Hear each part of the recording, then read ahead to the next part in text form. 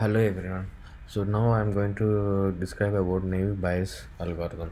So naive Bayes is related to probability theories. So for example, if you flip a coin, you will get either heads or tails. So there is a probability of getting heads is 50% and probability of getting tails is 50%.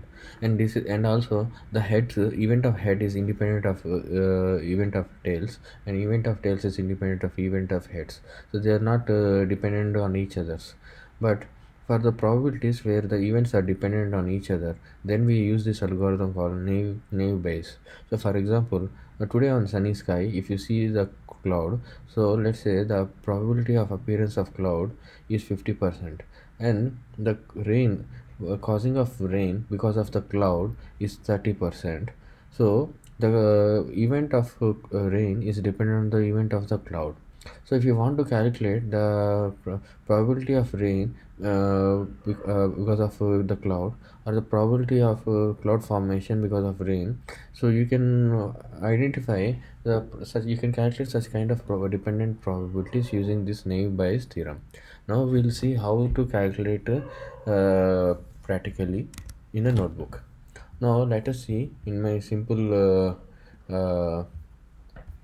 demo. So let us say there is a method. So in this method, what I'm doing is I'm passing the data sets, and I'm taking one dictionary. I'm separating the classes to the respective data. It means I'm grouping the data. So for example, if you see the data set here, see there is a last column. There is a class zeros and ones. So these zeros and ones are the outputs.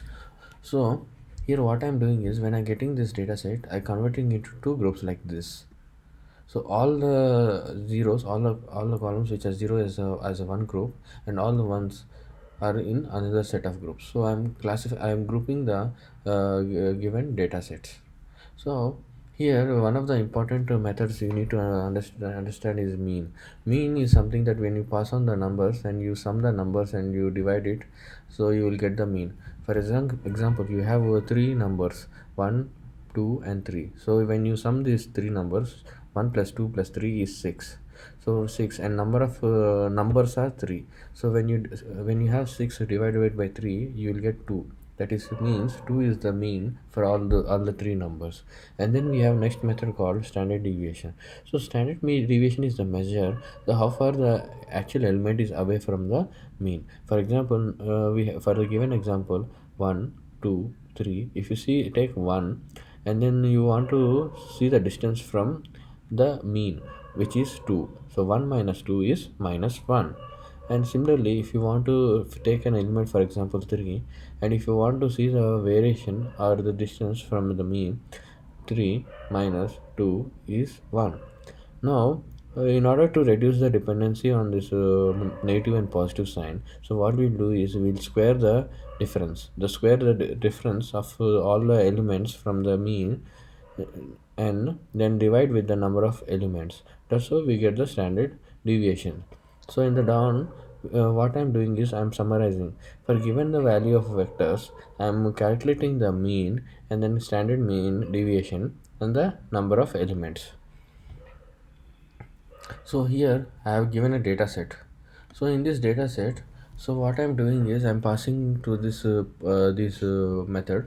So when I pass the methods, you can see I'm for the first column, for the data set, for entire data set, for the entire first column, I calculated mean, standard deviation and number of elements.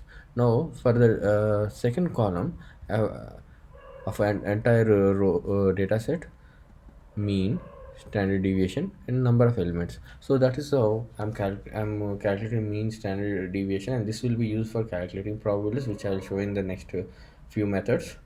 Now here what I'm doing is I'm summarizing by class.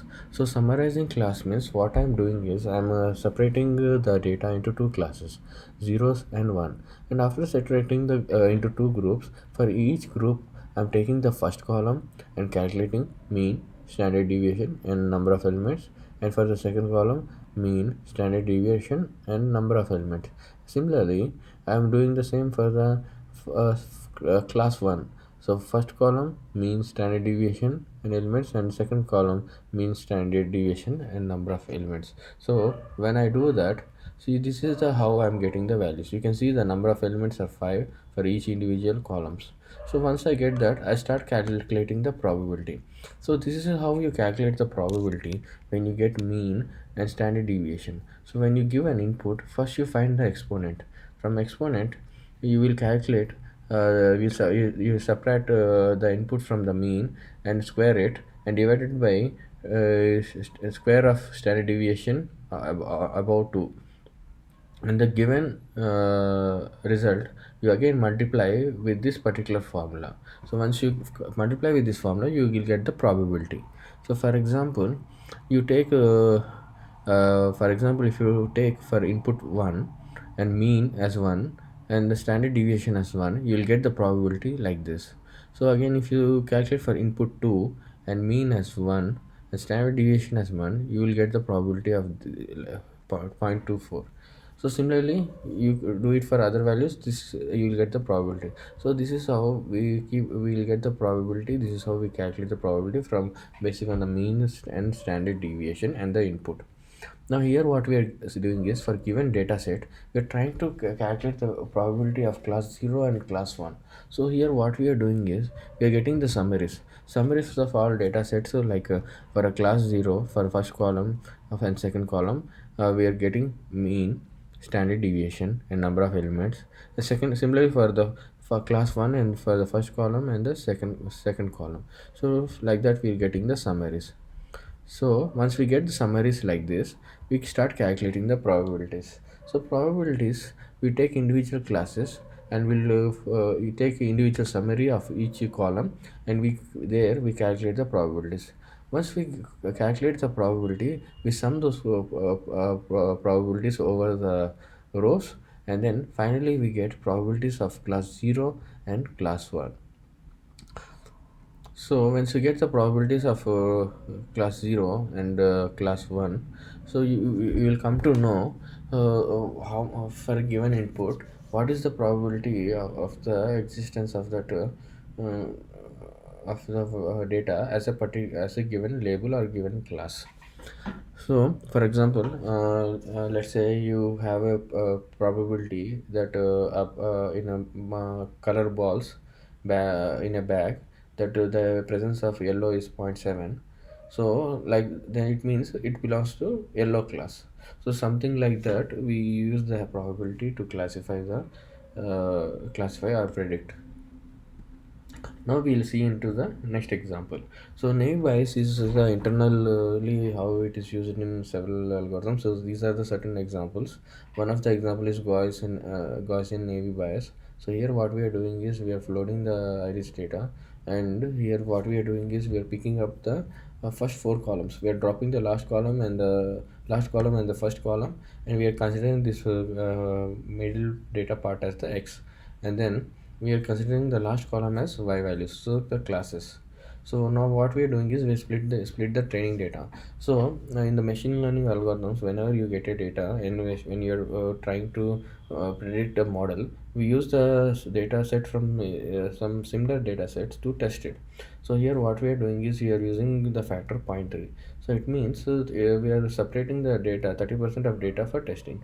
For example, if you have 100 rows, so what we do is, we keep aside 30 rows for testing, and we make use of 70 rows to train and create a model. So here what we are doing is, we are calling a ski learn naive bias. So here we are calling naive bias. We are instantiating naive Gaussian NB, and then we are creating a model from the trained values. Once you get the model from the trained values, what we do is, we start predicting from the testing values. So once you get the predictions, what we do is, we use the accuracy from the same skill and metrics, and we'll see what how much is the accuracy. It means, if given input, we can able to predict up to 93% accurately. No. Further, this naive bias concept is also used for multinomial. Now you can see this data. This is a very peculiar data. This is you can see the tweets. So in tweets we have the long sentences. So now how it is different? It is different because we use a concept called bag of words. I have given the description in the below in the YouTube link. So here what we are doing is, for given the sentences, we take all the words, and then we will count the number of words and the presence of words. If the word is not present, we will make it 0. If word is present, we will make it 1. If the same word is available in the same sentence, we will make it 2. So we are going to get a long matrix chain for individual rows to count the number of words in a given sentence. So here what we are doing is, so we get a data, and we are taking x as the tweets and the label as 0. So there might be an instance that we get several research documents, so like medical research documents and engineering research documents. So now you want to classify, when you get a new research document, whether it's a medical research document and engineering research document. And with the help of naive bias, it's become possible, because if you see, look into medical research paper, mostly you will see the medical terms. And if you see the look into the engineering if you look into the engineering research paper, you will find the engineering terms. So the availability of engineering terms, or you can say the probability of availability of engineering words in the research paper, it means the given research paper is labeled as engineering. And the same for the medical. So if you the medical terms, the probability is more, so it means the probability the research document is for the medical field. So this is one example we can make. So here we are using multinomial again from the skill learn. So this again uses a naive bias algorithm internally. And and then it start training itself for for a model. And then we can do predicts using the predict method of the naive bias here from of this class. And then once we get the predictions, we are doing accuracy test. So in accuracy test, we are getting all the y test values which we have split here from the original data, and we are comparing with the predictions and finding out the accuracy. Similarly, even Bernoulli's Nevis, even it also has a similar kind of logic. It's a little bit different. I will share the links in the below in the description. So you can see here, you can see the tweets and you can see the labels.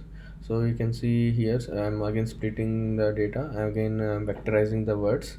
Vectorizing the words is making a grid, and we assign a individual column for a particular word, and the number of count for that particular column for that particular row for individual sentences. And then I'm calling this Bernoulli's NB and making predictions. From predictions, I'm checking the accuracy scores. So this is how we use Navy's bias to predict or classify certain labels or classes. Thank you for listening to my class. So please subscribe or comment. Thank you. Bye.